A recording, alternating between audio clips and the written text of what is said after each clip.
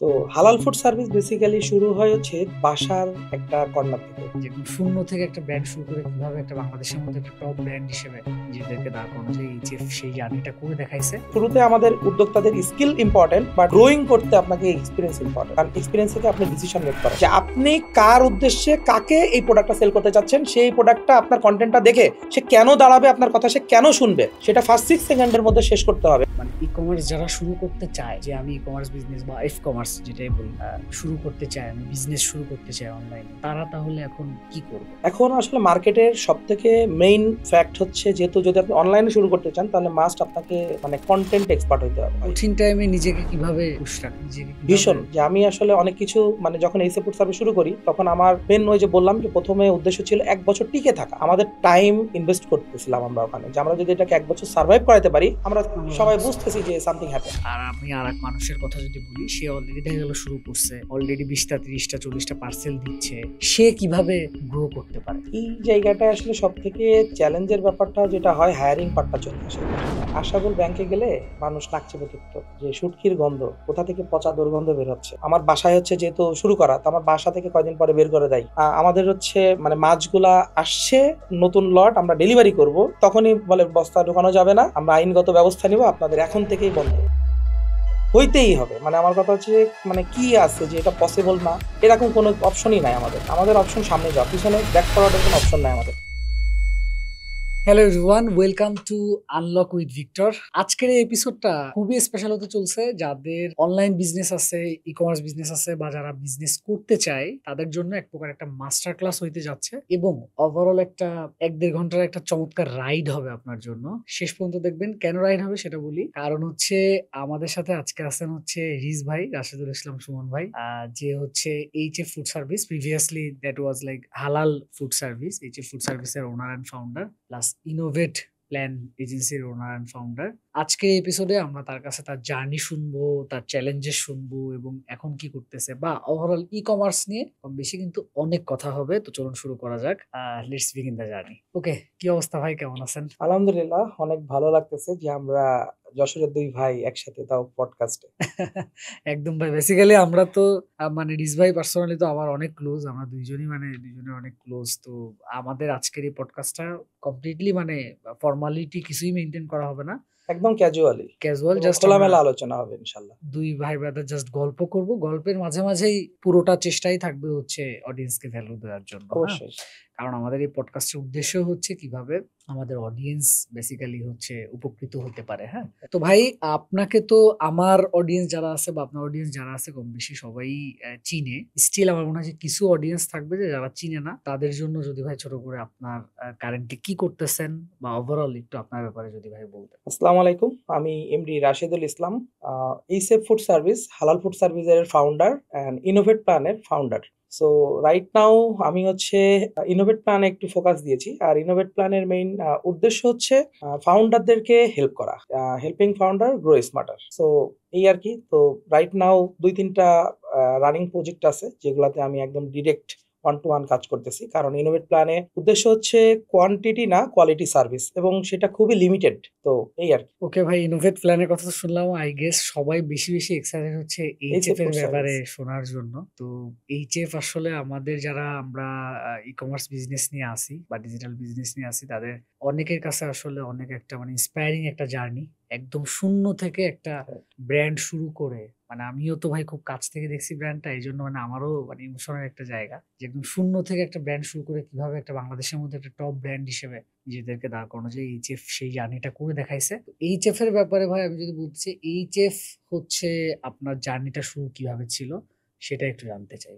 এইসেফ food service বা আমাদের শুরুতে হালাল ফুড সার্ভিস, আমি হালাল ফুড সার্ভিসই বলি। দেন এটা আমরা এইসেফ ফুড সার্ভিসে আমাদের যেহেতু হালাল সার্টিফিকেশনের কিছু ইস্যুর কারণে আমরা নাম পরিবর্তন করে, হালাল নামটা আর কি হ্যাঁ, জেনেরিক, যেহেতু হালাল হচ্ছে একটা সার্টিফিকেশন, সো সার্টিফিকেশনের নামে একটা ব্র্যান্ড বাংলাদেশ থেকে মানে বিএসটিআই ইস্যু করছে যেটা করা যাবে না।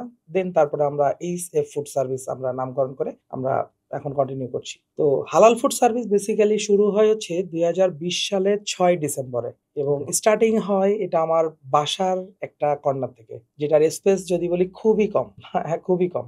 আর সেখান থেকেই আমরা শুরু করি হচ্ছে আমি, আমার সাথে তানভীর আহমেদ অনিক এবং আশরাফুল আলম। তো মেইন যদি বলি এইসে ফুড সার্ভিস আজকে এখানে আসার মূল যে কারণ সেটা হচ্ছে ৩ তরুণের স্বপ্ন এবং তাদের বার্নিং ডিজায়ার এবং বিশ্বাস।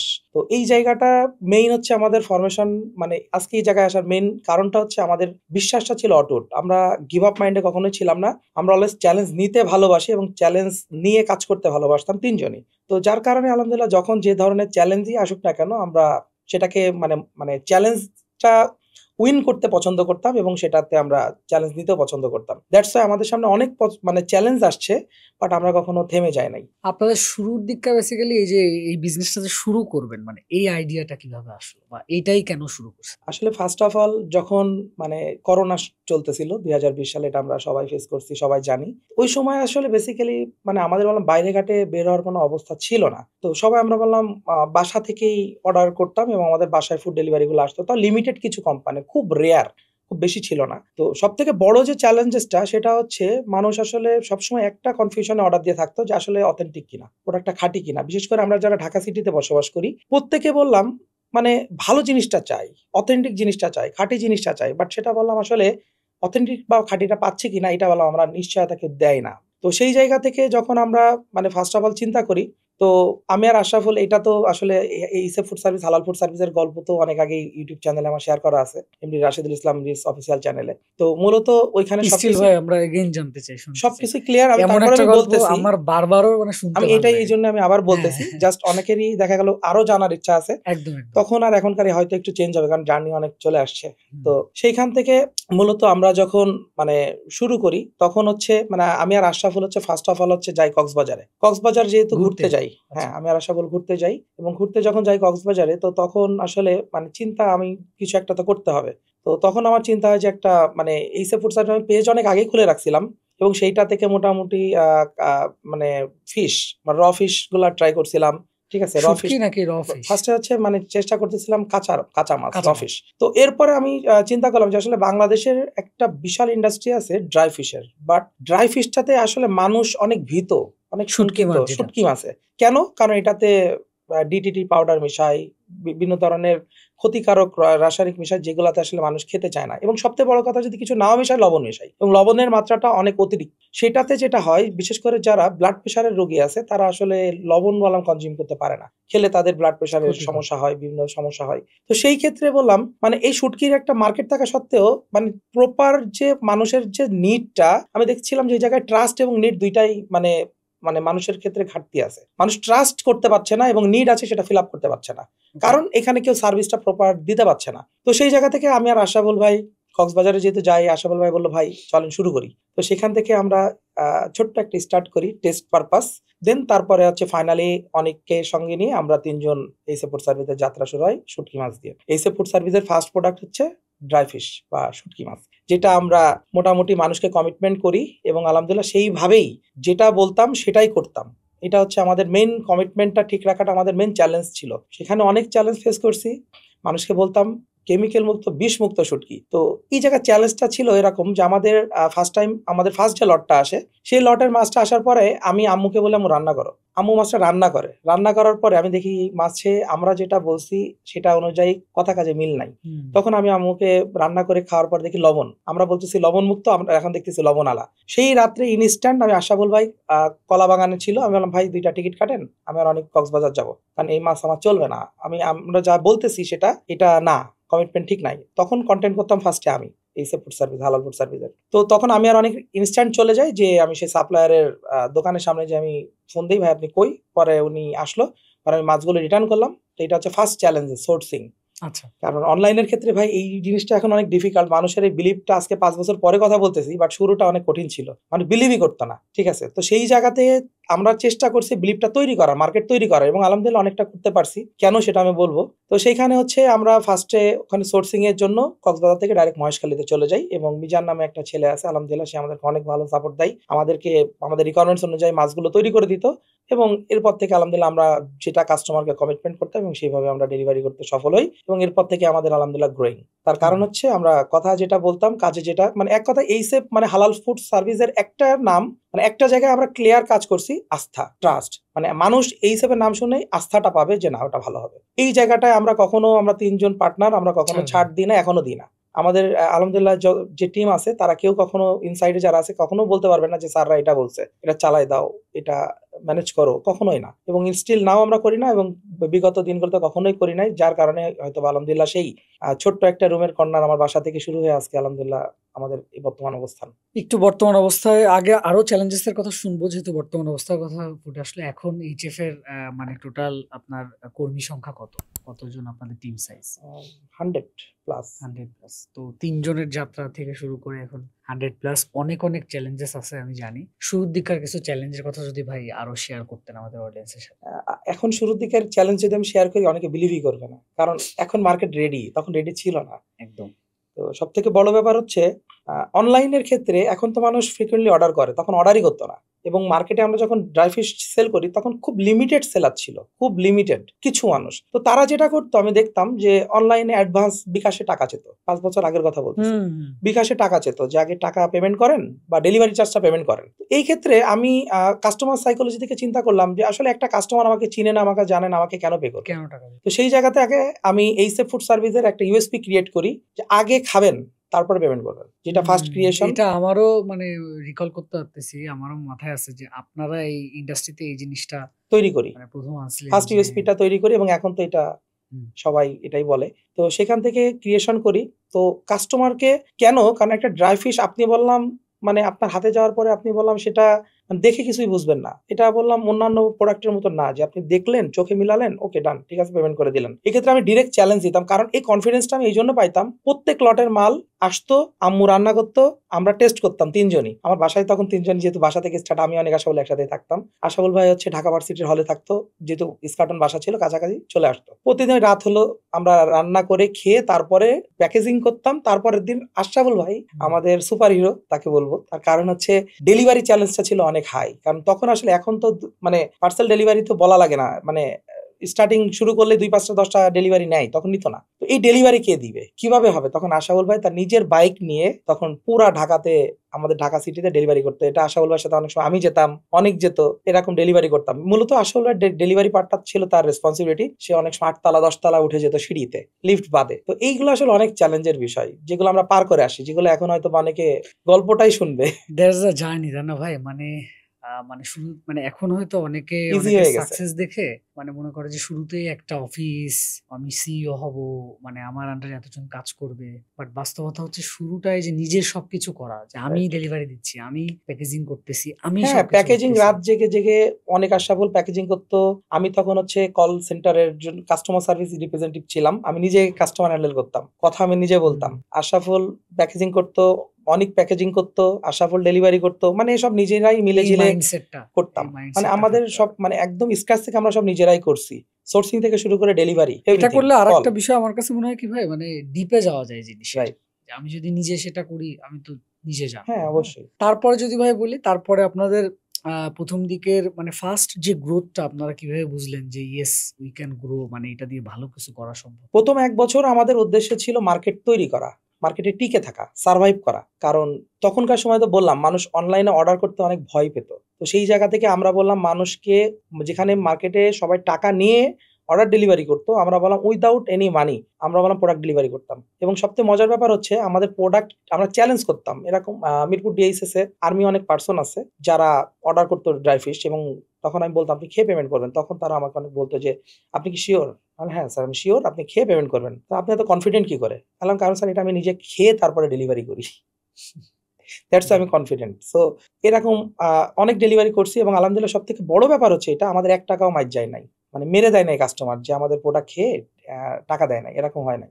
ভাই শুরুর দিকে আমি জানি মানে একজন উদ্যোক্তা, মানে এই যেহেতু বিজনেসের বিভিন্ন চ্যালেঞ্জ আছে, অনেক আসলে পার্সোনাল তারপরে সামাজিক চ্যালেঞ্জের মধ্যে দিয়েও যায়। ঠিক আছে, এই ধরনের যদি একটা দুটো ইনসিডেন্ট ভাই আপনার শেয়ার করতেন। আশাবুল ব্যাংকে গেলে মানুষ নাক চেপে ধরতো যে শুটকির গন্ধ, কোথা থেকে পচা দুর্গন্ধ বের হচ্ছে। এই জন্য আশাবুল ব্যাংক আওয়ার ফ্রি টাইমে যেত, ইভেন আমরাও সারাদিন শুটকি নিয়ে। হ্যাঁ, কারণ সারাক্ষণ আমরা শুটকির সাথে মিলে থাকতাম, মিশে থাকতাম, প্যাকেজিং করতাম। তো আমাদের গায়ের মধ্যে শুটকির ঘ্রাণটা বের হতো, বাট আমরা তো আর বুঝতাম না। কোথাও গেলেই মানুষ নোটিস করতো একটা গন্ধ আসতেছে হয়তো বা কোথা থেকে, তো এটা আমরা বুঝতাম, বাট আমরা এনজয় করতাম। হ্যাঁ, আমাদের ভালো লাগতো। কারণ এটা আমরা যখন শুটকি রান্না করলেও তো মানে অনেকের মানে সহ্য হয় না। গন্ধটা ভালো অনেকে লাগে আবার বাট যারা লাভার তারা তারা তো ভাই এটাই। বাট শুটকি লাভার, শুটকিটা আসলে অনেক মানে হেলদি একটা খাবার যেটা আসলে হেলথ বেনিফিট অনেক। হুম, তো এই জিনিসটা আমরা অনেক বেশি ফেস করছি মানে কোথাও গেলে। যে কারণ আমরা সারাক্ষণ শুটকির মধ্যেই থাকতাম। আমরা কোথাও গেলেই মানুষ নোটিস করতো। এই জিনিসটা আমরা মানে হুম, ফিল করতাম। দেখা গেল বিশেষ করে কুরিয়ারে মাল তুলতে যেত হুম, সন্ধ্যার পরে অনিক আর আশরাফুল। আশরাফুলের বাইকে অনেক পিছনে আসার সময় সুন্দরবন কুরিয়ার সার্ভিস থেকে না এসা পরিবহনে হুম। কাকরাইল থেকে। ওখান থেকে বস্তায় করে অনেক আশরাফুলের বাইকের পিছনে বস্তা এরকম জড়াই ধরে আমাদের ডেলিভারি গুলা নিয়ে আসতো সেই সময়। ওইখান থেকে দেখা গেল আসার পথে রাস্তায় অনেক গাড়ি দেখতো, অনেক বলতো যে আমাদের এরকম গাড়ি হবে, লোগো ইমাজিন করতো যে এরকম আমাদের হবে, এরকম আমাদের হবে। তো আসলে এখন বললাম তো না সেই যে বস্তা থেকে মানে গাড়ি আসে আপনাদের ডেলিভারি নিতে, তাই না? রাইট। তো সেই জায়গাতে আসলে বললাম তো যে আসলে তিন তরুণের মানে একটা ইচ্ছা শক্তি, বার্নিং ডিজায়ার মানে আছে না যে আমরা পিছনে সফল যাব হইতে না, হবে। হইতেই হবে। মানে আমার কথা হচ্ছে যে মানে কি আছে যে এটা পসিবল না, এরকম কোনো অপশনই নাই আমাদের। আমাদের অপশন সামনে যাওয়া, পিছনে ব্যাক ফরওয়ার্ডের কোনো অপশন নাই আমাদের। আমাদের সামনে যেতে হবে। এটা হচ্ছে আমাদের ভেতরের অলওয়েজ মানে আকাঙ্ক্ষা যে আমরা সামনে যাব, কি যা প্রবলেম সলভ করব, সামনে যেতে হবে। তো এই জায়গা থেকেই মূলত মানে আপনি যেটা বললেন যে এই জায়গাটা আমাদের অনেক ইয়া করছে, মানে মানুষ নোটিস করতো যে আমাদের শুটকি বিজনেস করে। এরপরে হচ্ছে আমাদের বাসা, যে বাসায় আমরা মানে কাজ করতাম, আমার বাসায় হচ্ছে যেহেতু শুরু করা, তো আমার বাসা থেকে কয়দিন পরে বের করে দেয়। আমাদের বলে যে এখানে ইনস্ট্যান্ট। বাড়িওয়ালা। হ্যাঁ, বাড়িওয়ালা হচ্ছে আমাদের হচ্ছে মানে মাছগুলা আসছে নতুন লট, আমরা ডেলিভারি করব, ঠিক তখনই বলে বস্তা ঢোকানো যাবে না, আমরা আইনগত ব্যবস্থা নিব, আপনাদের এখন থেকেই বন্ধ। তো এরপরে আর কি করার, এটা একটা অনেক তখন মানে ওই চ্যালেঞ্জ মুহূর্তে বলতে অনেক মানে ওই মুহূর্তে ধরো আমরা অনেক মানে বড় একটা লট আসে, কারণ আমাদের তখন ডে বাই ডে ডেলিভারি বাড়তেছে। হ্যাঁ, তো বড় একটা লট আসছে, আমাদের ডেলিভারি যাবে। তো সেইখানে ওই মুহূর্তে আমাদের বাসায় মাল তোলা যাবে না, তাহলে প্যাকেজিং করবো কোথায়, অর্ডারগুলো ডেলিভারি দিব কোথা থেকে? তো এই মুহূর্তে অনেক বড় একটা মানে আমাদের সামনে একটা বাধা আসে। বাধা অতিক্রম করে আমি আর আশরাফুল সাথে সাথে বের হয়ে যায় বাইক নিয়ে।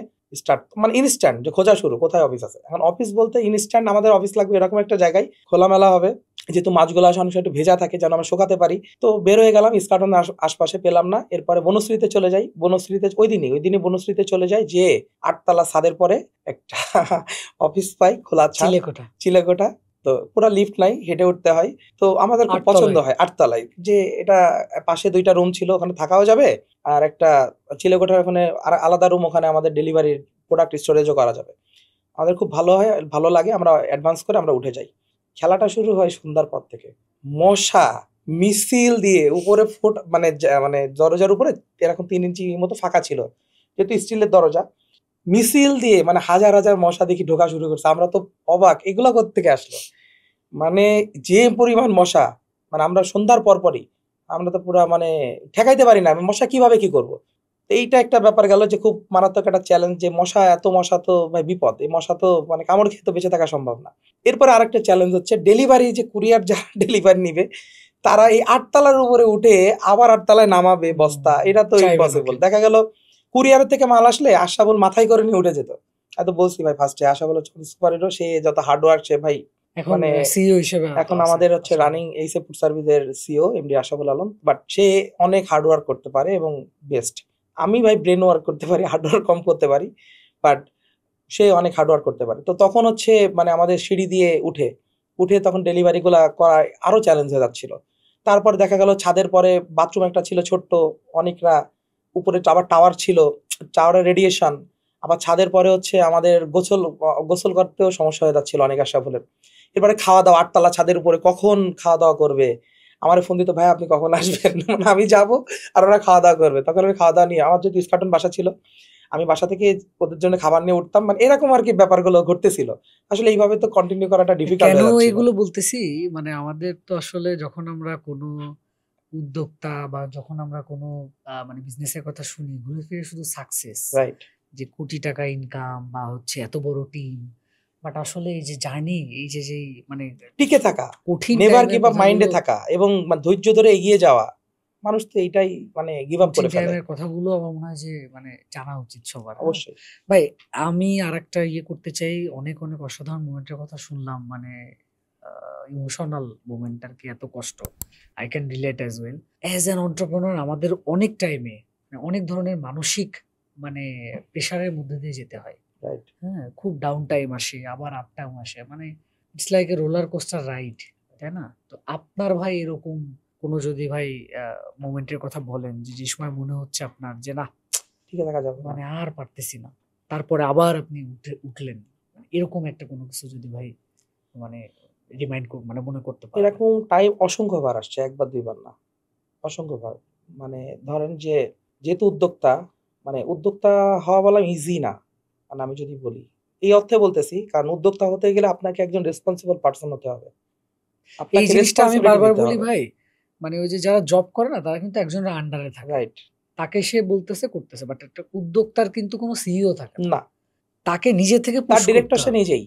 So, ওই পুশটা যদি না থাকে অনেক বেশি রাইট। মানে ফেলিয়ার আসে। তো মেইন ব্যাপার হচ্ছে এই জায়গাটায় যেটা বললাম যে তার সব থেকে বড় যে জিনিসটা থাকা লাগবে সেটা হচ্ছে বিশ্বাস। আমি পারবো।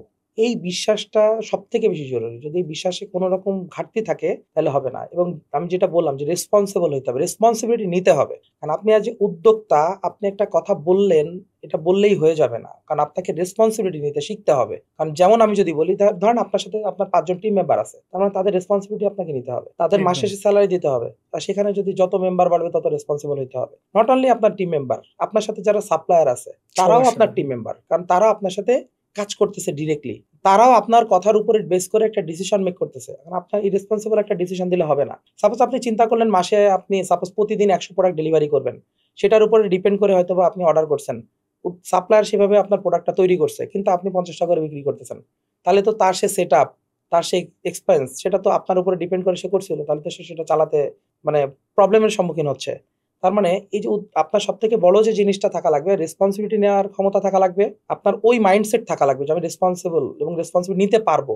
সেইভাবে আপনাকে অ্যাজ এ ডিসিশন মেকার হতে হবে। কারণ আপনাকে ডিসিশন, রাইট ডিসিশন যদি আপনি না নিতে পারেন তাহলে আপনি লুজার হবেন, আর যদি রাইট ডিসিশন মেক করতে পারেন আপনি গ্রোথ করবেন, সাকসেস হবেন ইনশাল্লাহ। তো যদি আমি বলি আজ উদ্যোক্তার সব থেকে মানে যদি আমি মেইন ব্যাপারটা বলি, আপনার বিলিফ থাকা লাগবে, রেসপন্সিবল হওয়া লাগবে এবং ডিসিশন মেকার হওয়া লাগবে। কারণ ডিসিশন মেকিং ভাই সবাই করতে পারে না। ইম্পসিবল জিনিসটা পসিবল করা উদ্যোক্তাদের কাজ। কারণ যারা উদ্যোক্তা তারা অনেক সাহসী হয়, তারা অনেক সাহসী হয়। কঠিন টাইমে নিজেকে কিভাবে পুশ রাখেন, নিজেকে কিভাবে ভীষণ গোল যে আমি আসলে অনেক কিছু, মানে যখন এই সাপোর্ট সার্ভিস শুরু করি তখন আমার মেন ওই যে বললাম যে প্রথমে উদ্দেশ্য ছিল ১ বছর টিকে থাকা। কারণ আমি বুঝতেছিলাম যে ১ বছর আমার কোনো টাকা আমার এখান থেকে মানে দরকার নাই। আমরা যদি সার্ভাইভ করতে পারি এখান থেকে অনেক কিছু আসবে।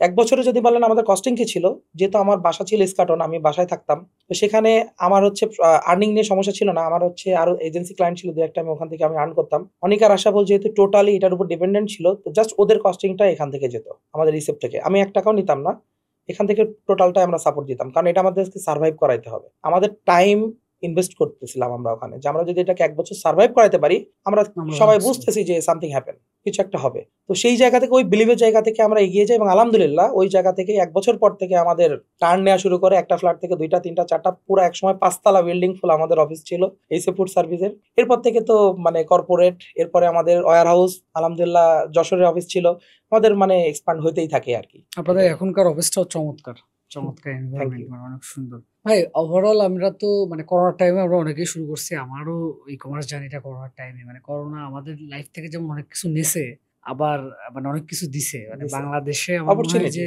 ই কমার্সের গ্রোথটাই শুরু হয়েছে মানে করোনার অপরচুনিটি টাইমে। ওই সময় অপরচুনিটি ছিল, ব্ল্যাঙ্ক মার্কেট ছিল, যেটা এখন আসলে অনেক টাফ, অনেক টাফ। কারণ ওই সময় আসলে ধরেন কন্টেন্ট মেকিং এর কথা দিয়ে আমি যদি বলি, কারণ যেহেতু কন্টেন্ট আমরা কিং বলি, কারণ বিজনেসের ক্ষেত্রে আমাদের আমরা একটা শপে গেলে হয়তো আমরা একটা সেলসম্যান আমাদেরকে ফেস করতে হয়, যে আমাদেরকে সব ইনফরমেশন বা আমাদেরকে কনভিন্স করার জন্য আমাদেরকে ইনফোগুলো দেয়, ঠিক আছে। তো অনলাইনের ক্ষেত্রে তো টোটাল কন্টেন্টই বললাম, প্রতিটা কাস্টমারের সাথে ইন্ডিভিজুয়ালি কথা বলছে মোবাইল স্ক্রিনের মাধ্যমে, সেটা আপনি শুয়ে থাকেন, বসে থাকেন, অফিসে থাকেন বা যে কোনো জায়গায় থাকেন, তো কন্টেন্টটা হচ্ছে সো ইম্পর্টেন্ট। তো সেই ক্ষেত্রে আসলে কন্টেন্ট যে এরকম মানে মানে ফিজিক্যালি যে এরকম র কন্টেন্ট, মানে মানুষ কথা বলে যে কন্টেন্ট করবে, ওই সময় এটাই ছিল জ্ঞান। যখন ছবি দিয়ে করে দিচ্ছে মানুষ, এরকম মানে ছবি ছবি দিয়ে বুস্ট করেই সেল হচ্ছে, তো সেখানে শুধু একটা লাইফ কালচার ছিল, রাইট, লাইভ করতো। বাট এরকম যে কন্টেন্ট মানে ফেসে এসে যে কোনো প্রেজেন্টেশন করা, এই জিনিসটা ছিল টাফ। এই জন্য যখন এই জিনিসটা শুরুতে যেই নিয়ে আসুক না কেন, মানুষ তাকে একসেপ্ট করছে এবং সেল হয়েছে, কারণ এটা নিউ একটা ব্যাপার ছিল, ঠিক আছে। তো সেই ক্ষেত্রে যখন আমরা শুরু করি তখন অনেক ইজি ছিল, এটা রাইট। তখন মার্কেটে অনেক গ্যাপ ছিল, তখন প্যাকেজিং নিয়ে এত ঝামেলা ছিল না, লাইসেন্সিং নিয়ে এত ঝামেলা ছিল না, এত কিছু মানুষ দেখতো না, তখন সহজে কাস্টমারকে কনভিন্স করা গেছে। বাট এখন যাবে না, কারণ এখন মার্কেট তৈরি হয়ে গেছে, মার্কেটে অনেক বড় বড় কম্পিটিটর তৈরি হয়ে গেছে। এখন আপনি একটা প্যাকেজিং নর্মাল, আমরা যখন শুরু করছি আমাদের ঘিয়ের জার ছিল প্লাস্টিকের, কোনো লেভেল ছিল হচ্ছে জাস্ট মনে করেন নর্মালি আমাদের এই ফুড সার্ভিসের একটা জেনারেল লেভেল, যেটা আমরা সব বোতলে মারতাম। তো তখন বিএসটিআই ইস্যু এত ছিল না, বাট এখন তো আছে। এখন তাহলে আমি ওইদিকেই যাচ্ছিলাম করোনার থেকে, মানে ফাস্ট ফরওয়ার্ড টু 5-6 ইয়ার্স। আমরা এখন রাইট নাও যে সিচুয়েশনে আছি, মানে ই কমার্স যারা শুরু করতে চায়, যে আমি ই কমার্স বিজনেস বা এফ কমার্স যেটাই বলি, শুরু করতে চায়, আমি বিজনেস শুরু করতে চাই অনলাইনে, তারা তাহলে এখন কি করবে? এখন আসলে মার্কেটের সব থেকে মেইন ফ্যাক্ট হচ্ছে, যেহেতু যদি আপনি অনলাইনে শুরু করতে চান তাহলে মাস্ট আপনাকে মানে কন্টেন্ট এক্সপার্ট হইতে হবে ফার্স্ট।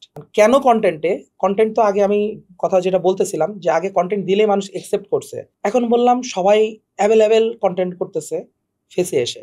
তো এখন বললাম সেই জায়গাটা এখন আর নাই, এখন অনেক সাইকোলজিক্যাল ব্যাপার আসছে, এখন অনেক স্ট্র্যাটেজিক্যাল ব্যাপার আসছে। এখন কাস্টমারের সাথে আপনার কন্টেন্টের কানেক্টিভিটি তৈরি হতে হবে। সাপোজ আপনি একটা কন্টেন্ট আগে একটা প্রোডাক্ট নিয়ে কথা বলা শুরু করলেন, মানুষ কিনে ফেলছে, বাট এখন কিনবে না। কারণ কেন কিনবে না? কারণ তার সাথে, তার নিডের সাথে, তার পার্সপেক্টিভের সাথে, তার পারপাসের সাথে আপনার কথা কতটুকু সামঞ্জস্যপূর্ণ হচ্ছে বা তার কতটুকু কাজে লাগতেছে, এটা অনেক বড় এখন ম্যাটার। কারণ এই ডটগুলো যদি না মেলে তাহলে এখন সো টাফ। তো সব থেকে বড় ব্যাপার যদি আমি বলি, যদি অনলাইনে বিজনেস করতে হয়, সর্বপ্রথম মানে কন্টেন্টে নিজের উপর নিজে ডিপেন্ডেবল হওয়াটা ভালো। মানে শুরুর দিকে, আমি শুরুর কথা বলতেছি, আপনি বড় হয়ে যাওয়ার পরে আপনি চেঞ্জ করে ফেলেন, আপনি কন্টেন্ট ক্রিয়েটার দিয়ে করেন, প্রমোটারের দিয়ে করেন, নো প্রবলেম। বাট শুরুতে আপনি তো এটা এফোর্ড করতে পারবেন না, আর আপনি এটা ডিপেন্ডও করতে পারবেন না। কেন? কারণ আপনি সাপোজ একটা প্রমোটারকে দিয়ে কন্টেন্ট শুরু করলেন, আপনার সেল ভালো হবে, দেখবেন যে প্রমোটার নাই, সে আর বিজনেস করা শুরু করছে, তখন আপনি কি করবেন? আপনি কানবেন। বাট এই জন্য আপনি যখন শুরুতে যদি নিজেই জাস্ট এই একটা জায়গায় এক্সপার্ট হন, হাউ টু সেল, আপনি যদি এতটুকু বোঝেন যে এটা কিভাবে সেল করতে হয়, এর জন্য যদি আপনি লার্ন করেন, শিখেন এবং কথা বলা শিখতে পারেন, এই যে ক্যামেরার সামনে যে আমরা এই যে কথা বলতেছি, এইটাই কন্টেন্ট। মানে কন্টেন্টের জন্য যে আপনাকে সেজে গুজে অনেক কিছু করা লাগবে ব্যাপারটা তা না, ন্যাচারাল। এই যে আমরা কথা বলতেছি সুপার ন্যাচারাল, ক্যাজুয়ালি। এর জন্য আমরা মনে হয় যে আমরা কোনো মেকআপ শেকআপ প্রেজেন্টেশন নিয়ে আসি নাই, আমরা একদম ন্যাচারালি কথা বলতেছি। তো এইটাই কন্টেন্ট। এই যে রেকর্ড হচ্ছে, মানুষ বুঝতে পারছে কিনা আমার কথা, এটাই কন্টেন্ট। তো আপনি একটা প্রোডাক্ট নিয়ে সেম করেন না, আপনি মানুষকে বোঝাতে পারলেই হলো। এই কথা বলার যে স্কিলটা, আমি যদি বলি কথা বলার স্কিলটা আপনাকে থাকতে হবে, মানুষকে বোঝানোর স্কিলটা আপনার থাকতে হবে। এইটা যদি আপনার থাকে, এখন এআই আপনার এখন অলরেডি ফেসবুক তো সিস্টেম চেঞ্জ করে অ্যান্ড্রয়েডা, এরপরে আপনার মানে ফেসবুকে আপনি যদি নর্মালি জাস্ট ওই বুস্টও করেন, আপনার কন্টেন্টের মধ্যে যে ওয়ার্ডগুলো আছে ওইগুলা ডিটেক্ট করে আপনার কাস্টমার খুঁজে আপনার কন্টেন্ট পৌঁছায় দিবে। কারণ মার্কেটিং নিয়ে আপনারা তো প্যারা খাওয়া লাগতেছে না, তাহলে প্যারাটা কোথায় খাওয়া লাগবে? এই কন্টেন্টে, যে আপনি কার উদ্দেশ্যে কাকে এই প্রোডাক্টটা সেল করতে চাচ্ছেন, সেই প্রোডাক্টটা আপনার কন্টেন্টটা দেখে সে কেন দাঁড়াবে আপনার কথা, সে কেন শুনবে, সেটা ফার্স্ট 6 সেকেন্ডের মধ্যে শেষ করতে হবে। কারণ এখন বললাম রিলসের যুগ, মানুষের ধৈর্য ছিল আগে, কারণ আমরা যখন করছি 5-10 মিনিটের কন্টেন্ট মানুষ শুনছে, এখন 6 সেকেন্ডের মধ্যে সে ডিসিশন মেক করে আমি কন্টেন্টটা দেখবো কিনা। তার মানে আপনাকে ওই পরিমাণ ইনফরমেশন এবং তার যেটা প্রয়োজন সেটা যদি আপনি 6 সেকেন্ডে তাকে ক্লিয়ার করতে না পারেন, তাহলে তার মানে আপনার সেল ওখানে ডান। তো এই জায়গায় এখন ক্রিয়েটিভের খেলা অনেক মানে হাই। তো সেক্ষেত্রে কথা বলার স্কিল মাস্ট বি, আপনাকে থাকতেই হবে। আপনি কথা বলতে পারলে আমি বলবো যে আপনি গ্রো করতে পারবেন ইনশাল্লাহ। মানে এইটাই মূল। ফেসবুকের একটা কথা আসতেছিল, মানে ফেসবুকে আগে যেরকম টুল, এটা করতে হবে সেটা করতে হবে, এই আমি একটা আর্টিকেল পড়তেছিলাম যে 26 সাল থেকে নাকি ফেসবুককে জাস্ট আপনি বলে দিবেন ওই সব অ্যাড চালাবে, মানে ওই ওর এআই দিয়ে সব কিছু করবে, অলরেডি লার্ন করতেছে। ফেসবুকে অ্যাডে খুব বেশি আর কিছু করা লাগবে, কিছু করা লাগবে না, আসলে মানে সব মানে সাইকোলজি রিসার্চ, মানে ইনপুট কন্টেন্টটাই দিতে হবে, সব ইনপুট কন্টেন্টেই যাবে। আর যদি বলি যে একজন অলরেডি শুরু করছে, আমরা প্রথমে বললাম যে একজন মানে শুরু করতে চায়, আর আমি আরেকটা মানুষের কথা যদি বলি, সে অলরেডি দেখা গেল শুরু করছে, অলরেডি 20টা 30টা 40টা পার্সেল দিচ্ছে, বা মোটামুটি একটা বিজনেস একটা জায়গায় আসছে, সে কিভাবে গ্রো করতে পারে? এই জায়গাটা আসলে সব থেকে চ্যালেঞ্জের ব্যাপারটা যেটা হয়, হায়ারিং পার্টটা চলে আসে এখানে। কারণ যেহেতু 30-40টা পার্সেল দিচ্ছে, দ্যাটস মিন তার ক্যাপাবিলিটির বাইরে চলে যাচ্ছে। হয়তো বা আপনি একা বা ঘরের মধ্যে ফ্যামিলি পার্সন বা 2-1 ভাই ব্রাদার নিয়ে, বন্ধু বান্ধব নিয়ে আপনি শুরু করতেছেন, কিন্তু আপনি যখন গ্রো করতেছেন, এই টার্মটা অনেক চ্যালেঞ্জিং। হ্যাঁ, কারণ দেখেন যখন শুরু করছেন আপনি তখন টেনশন ফ্রি, আপনার বললাম টেনশন ফ্রি, কস্টিং এর ঝামেলা নাই, কারণ আপনার কস্টিং আপনি নিজেই, বাইরের কোনো কস্টিং নাই। বাট যখন 40টা 50টা পার্সেল ওভার হচ্ছে পার ডে, তখন ডেইলি কতগুলো ফোন কল আসছে, সেই পার্সেলগুলো আবার ডেলিভারি করতে হচ্ছে, সেই ডেলিভারির আবার কুরিয়ার সার্ভিসের ডেলিভারি ম্যানের ফোন কলের ইস্যু আছে, এরকম অনেক হায়ারিং ইস্যুজ পার্টটা আছে। চলে আসে। হ্যাঁ, এখানে তো আমাদের তখন বাইরের থেকে আমাদের হায়ারিং পার্টটা চলে আসে, আমাদের পিপুল হায়ার করতে হয়। আর এই জায়গাতেই আসলে মেইন চ্যালেঞ্জটা যারা শুরু করে, এই জায়গাটাতে সবাই স্ট্রাগল করে, আমরাও করছি। যখন ফার্স্ট হায়ারিং করি, আমাদের যখন এই পার্টে এই জায়গাটায় আমরা আসি, আমাদের 40-50টা পার্সেলের জায়গায় আমরা আসি, তখন ফার্স্ট আমরা হায়ারিং এর জন্য মানে মানুষ নেওয়ার জন্য আমরা মানে বিভিন্ন গ্রুপ ছিল, এগুলো আশরাফুল বিভিন্ন জায়গায় পোস্ট দিয়েছিল। তো ওই দিন হচ্ছে আমাদের 2-3 জন আমাদের ইন্টারভিউ দেওয়ার জন্য অফিসে আসে। তো সব থেকে মজার ব্যাপার হচ্ছে আমাদের অফিসে তখন টেবিলও ছিল না, মানে তাদেরকে যে বসে যে ইন্টারভিউটা নিব, টেবিলও ছিল না। আশরাফুল্লাহ অনেক ইনস্ট্যান্টে 2টা টেবিল কিনে নিয়ে আসে, যেন সে ফিল করে এটা অফিস, এটা অফিস। তো এটাই ম্যাটার। কারণ এটা কেন বলতেছি, এখন যারা 40-50টা পার্সেলের জায়গায় আছে তাদের সিচুয়েশনটা অনেকটা এরকম, যে দেখা গেল যাকে ডাকতেছে সে এসে বললাম, মানে সে অবাক হয়ে যাবে আমি কোথায় আসলাম, কোন জগতে আসলাম। বাট ট্রু, আসলে এই জায়গাতে সব থেকে বড় ব্যাপার হচ্ছে আসলে তারা মানে অনেকেই এনভায়রনমেন্ট দেখে, আবার অনেকেই এনভায়রনমেন্ট দেখে না, আপনাকে দেখে, আপনার বিলিভ দেখে, আপনার অ্যাকশন দেখে। তো আমাদের জায়গাতে আমরা কথা বলছিলাম, ভাই আমরা শুরু করছি এই অবস্থা, আলহামদুলিল্লাহ আমরা ভালো কিছু করব, আমাদের অ্যাজ এ টিম হিসেবে আপনাদেরকে চাচ্ছি, নট এমপ্লয়ি। এবং সিরিয়াসলি তারা আমাদের টিম, তাদেরকে আমরা এখনো মনে করি, এবং তাদের প্রতি আমরা কৃতজ্ঞ। কারণ তারা ওই সময় আমাদের ওই জার্নিতে ওই সময় আমাদের সাথে না আসলে হয়তো আমাদের গ্রোয়িংটা এত ইজি হতো না। তো সেই জন্য ম্যাক্সিমাম শুরুর পার্টে এই হায়ারিং এর জায়গা থেকে অনেকেই আসতে চাবে না, বাট আপনাকে শেয়ার করতে হবে আপনার ইনসাইটস, আপনি কি করতে চান, আপনি কি করবেন, তখন আপনার কনফিডেন্টে সে ভিজুয়াল দেখে আপনার সাথে কাজ করবে, এনভায়রনমেন্ট ম্যাটার করবে না। এটা হচ্ছে মেন ব্যাপার। তো সেই জায়গা থেকে যারা শুরু করতেছেন অবশ্যই এই জিনিসগুলো মানে হায়ারিং এর ক্ষেত্রে আপনার মানুষ এসে আসবে না, আপনার 100 জন আসলে মানে 10 জনের কথা যদি বলে 1 জন টিকবে, তো একজনই আপনার অ্যাসেট, তাকে ওইভাবে প্রায়োরিটি দিতে হবে। অ্যাজ এ টিম আপনার শুরুর মানুষ, তাকে ওইভাবে তাকে কেয়ার করা লাগবে, নট এমপ্লয়। এই আমার এমপ্লয়ি, আপনি যা তা বললেন, তাহলে ভাই ব্যবসা আগাতে পারবেন না। এটা হচ্ছে মেন ব্যাপার। সেই যে 2টা টেবিল মানে শুরু করছিলেন, 2টা টেবিল বাজার থেকে কিনে এনে ইনস্ট্যান্ট, এখন এইচএফ এর অফিস সাইজ কত? আমাদের 2550 স্কয়ার ফিটের কমার্শিয়াল বিল্ডিং এ কর্পোরেট অফিস আছে আলহামদুলিল্লাহ আমাদের কাজীপাড়াতে। আর এই তো আর ওয়্যারহাউসটা আলাদা আলাদা আছে, সব আলাদা আলাদা। অসাধারণ টিম সাইজ, এত বড়, অসাধারণ ভাই, অসাধারণ জার্নি। তো আপনি তো ভাই তাহলে এখন আরেকটা যে উদ্যোগের কথা আমরা একদম শুরুতে শুনতেছিলাম, ইনোভেট প্ল্যান। সো ওইটার ব্যাপারে একটু বলেন তো ভাই আমাদের, যে মানে হোয়াটস দা মানে ওয়াই, এটা আপনি কেন শুরু করছেন বা এটা? আচ্ছা, ইনোভেট প্ল্যান আসলে শুরুটা যদি বলি, এটা এইসেফ এরও আগে, মানে আমাদের হালাল ফুডের আগে। মানে ইনোভেট প্ল্যান আমি শুরু করি 2020-এর মে মাসে, আর হালাল ফুড বা আমাদের এইসেফ ফুড সার্ভিস শুরু হয় 2020-এর ডিসেম্বর মাসের 6 তারিখে। আমি যখন ইনোভেট প্ল্যান শুরু করি তখন আমি এটাতে ফেল করি, যেহেতু আমি এজেন্সি শুরু করছিলাম, তো আমি ফেল করি। তো সেখানে আমার ফার্স্ট আমরা 3 জন পার্টনারশিপ করি, তো সেখান থেকে আমি ফেল করি, পরে আমি আবার পার্টনারশিপ করি, আমি আবার ফেল করি। তো আসলে সাকসেস হতে পারছিলাম না। এর মেন রিজন ছিল আমার আসলে অভিজ্ঞতা ছিল না, এক্সপিরিয়েন্স ছিল না। তো এক্সপিরিয়েন্স নাই, অভিজ্ঞতা যেহেতু নাই, সেহেতু আসলে মানে স্কিল দিয়ে আসলে গ্রো করা অনেক টাফ। শুরুতে আমাদের উদ্যোক্তাদের স্কিল ইম্পর্টেন্ট, বাট গ্রোয়িং করতে আপনাকে এক্সপিরিয়েন্স ইম্পর্টেন্ট, কারণ এক্সপিরিয়েন্স থেকে আপনি ডিসিশন মেক করেন, আর আপনি রাইট ডিসিশন মেক না করলে আপনি ডাউন হয়ে যাবেন, এটা স্বাভাবিক। আমি ভুল করি। তো সেই ক্ষেত্রে আমি ডিসিশন নেই যে না, আমার নিজস্ব কিছু একটা করতে হবে, আমাকে এক্সপিরিয়েন্স বিল্ড করতে হবে, তারপরে দেন আমি স্টার্ট করব। সেই জন্য এইসব ফুড সার্ভিস সবাই চিনে, এইসব ফুড সার্ভিসটাই সামনে আসছে।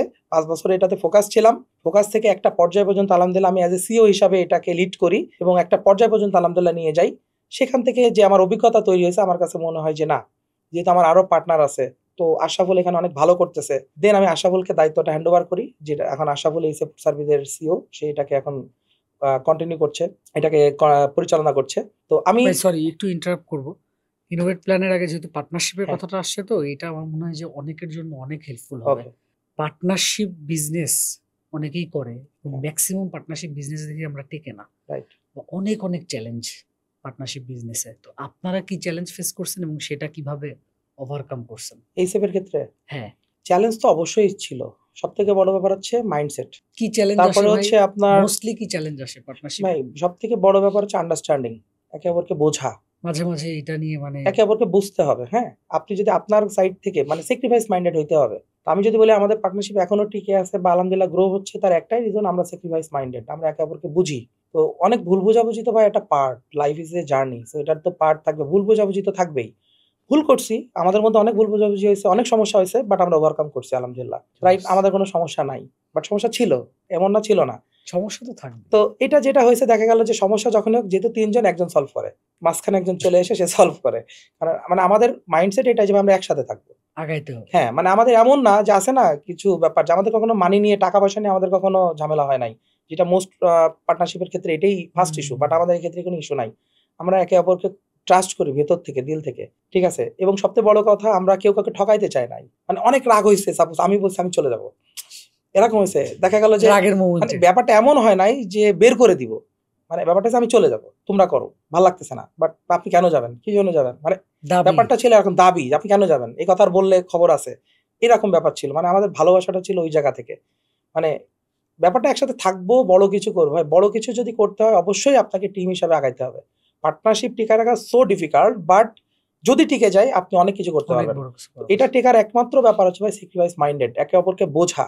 তার ফিলিংস আঘাত করা যাবে না। সবাই ভাই একরকম না। হয়তো আমার ভালো লাগে একটু দেখা গেল যে আমার কস্টিং বা এক্সপেন্সটা আমি একটু দেখা গেল যে একটু বেশি কস্টিং করতেছি। আমার পার্টনার দেখা গেল কম করতেছে। এটা সবার তো আন্ডারস্ট্যান্ড ভাই করতে হবে। একরকম হবে না। আমার চয়েসটা হয়তো বা একটু আমি বড়, বড় জিনিস চয়েস করে ফেলি। আমি দেখা গেল খরচগুলো একটু বেশি করে ফেলি। ওকে, বাট এগুলো ম্যানেজেবল। বাট আলোচনা করতে হবে, আলোচনা সমাধান করতে হবে। বাট করতে মানে ব্যাপারটা এটা না ডিরেক্ট কাউকে ছোট করা, ডিরেক্ট কাউকে ইমোশনে আঘাত করা। তার একটা ইচ্ছা আছে, থাকতেই পারে। তাকে সেখানে কোঅপারেশন করা। যদি আমি তার ব্যারিয়ার হয়ে দাঁড়ায় যাই, তাহলে ভাই সেখানে তো সে আসলে আমাদের সাথে কন্টিনিউ করতে পারবে না। কারণ ইচ্ছা শক্তি তো ভাই আমরা একসাথে বড় কিছু ভালো কিছু করার জন্য আসছি, রাইট? কেউ কাউকে বাধা দিয়ে ব্যারিয়ার তৈরি করার জন্য বাধা হয়ে তো আসি নাই। তো সেই ক্ষেত্রে এই জিনিসটা সহজে নেওয়াটা হচ্ছে সবথেকে বড় ব্যাপার। যেমন রাইট নাও এই যে যেটা বললাম যে আমি আমার জায়গা থেকে এখন সেকেন্ড ফেজে আমি আমার ভালো লাগার জায়গা। এটা বললাম ইনোভেট প্ল্যান আমি শুরুতে বললাম আমার ভালো লাগে যে আমি আমার ইনোভেট প্ল্যানের ট্যাগলাইন হচ্ছে হেল্পিং ফাউন্ডার গ্রো স্মার্টার। আমার অভিজ্ঞতা থেকে আমি খুব লিমিটেড কিছু পিপল নিয়ে আমি আগাচ্ছি। বিজনেস যাদের সাথে কোলাবোরেশন করে আমি প্রফিট শেয়ারিং মডেলে বিজনেস করতেছি। নট সার্ভিস এজেন্সি আমার। মানে আমি যেন একটা আমার ভীষণ হচ্ছে উদ্যোক্তাদেরকে ডাইরেক্ট হেল্প করা। এছাড়া আমি কনসালটেন্সি দেই। যারা নতুন তাদেরকে কনসালটেন্সি দেই। কারণ অনেক ভুল ডিসিশন তারা নেয়, অনেক ভুল তারা চিন্তা তারা করে। সেখানে আমি কনসালটেন্সি দেই সময়ের মাধ্যমে। যখন সময় থাকে তখন দেই, না হলে দেই না। তো তখন তারা এই ডিসিশনগুলোর মাধ্যমে অনেক ভুল থেকে তারা বেঁচে যায়। তাদের টাইম অ্যান্ড মানি সেভ হয়।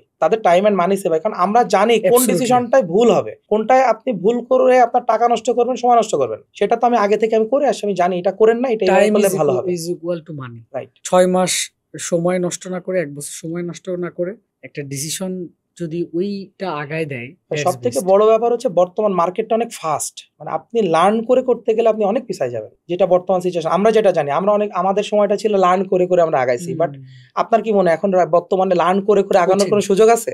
মানে অনেক বেশি ফাস্ট হয়ে গেছে এটাই তো। সেই জায়গাতে অবশ্যই এক্সপিরিয়েন্স পিপলদের থেকে এক্সপিরিয়েন্স নিয়ে আগাতে যদি কেউ আগায় তাহলে ভুল কম হবে।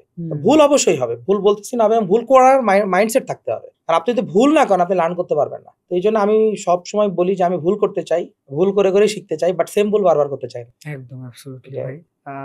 শেষ পর্যায়ে চলে আসছি, লাস্টের দিকে জানতে চাই যে ভাই বেসিক্যালি মানে আপনার সামনের দিনগুলোতে কেমন প্ল্যান করতেছেন, মানে আপনার ভিশন কি? আমার ভিশন হচ্ছে ভাই সব থেকে বড় ব্যাপার হচ্ছে আমি আসলে স্বপ্ন দেখেন। বেসিক্যালি আমরা তো সবাই স্বপ্নবাজ। মানে আমার স্বপ্ন দেখতেছেন আসলে আমি আমার অভিজ্ঞতা নলেজ গুলো ছড়িয়ে দিতে চাই। সুন্দর।